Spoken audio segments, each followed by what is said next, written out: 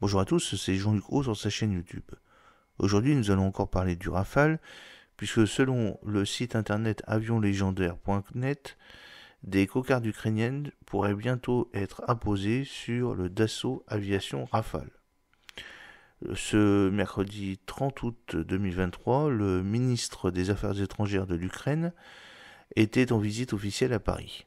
En marge de celle-ci, le chef de la diplomatie a indiqué que son pays s'intéressait de plus en plus au Dassault Avion Rafale. L'avion français représente pour la force aérienne ukrainienne la meilleure solution pour remplacer ses actuels Sukhoi Su-27 Funker hérités de la guerre froide. Bizarrement, cela me rappelle un billet d'humeur qui vous a été présenté il y a quelques mois par Avion Légendaire. Dans sa communication, et notamment auprès du très sérieux journal Le Monde, le ministre insiste sur le fait que, selon lui, son pays ne devrait pas accéder au Dassault Aviation Rafale dans les prochains mois, mais à une échéance plus lointaine. Il veut avant tout s'appuyer sur les General Dynamics F-16, MLU Fighting Falcon, promis par plusieurs pays européens, et sans doute aussi sur d'éventuels Dassault Aviation Mirage 2000C de l'ex-armée de l'air française. Ces deux modèles doivent permettre de renforcer les MiG-29 Fulcrum, les Sukhoi 24 Fencer, le Su-25 Fokut et le Su-27 Funker d'origine soviétique actuellement en sa possession. Ce sont donc les besoins de guerre afin de mettre fin à la pseudo-opération militaire spéciale de dénazification voulue par Vladimir Poutine à l'encontre de la démocratie ukrainienne.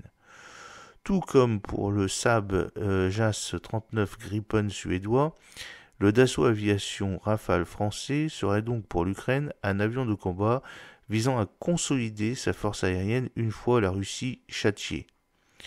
Ou tout au moins une fois que la guerre aura pris une tournure différente que celle que le monde connaît actuellement. Pour Kiev, Dassault Aviation, tout comme Saab, représente des alternatives aux avionneurs américains tout en demeurant à la fois dans la sphère dite occidentale et même plus encore européenne. En faisant cela, le ministre est clairement le chef de la diplomatie de Volodymyr Zelensky, une diplomatie tournée autant vers l'Alliance Atlantique que vers l'Union Européenne. Et effectivement, à ce petit jeu, le Rafale est l'avion idéal, car réussissant à être ultra moderne, sans pour autant obliger Kiev à acheter auprès de Lockheed Martin et de son chasseur de 5e génération.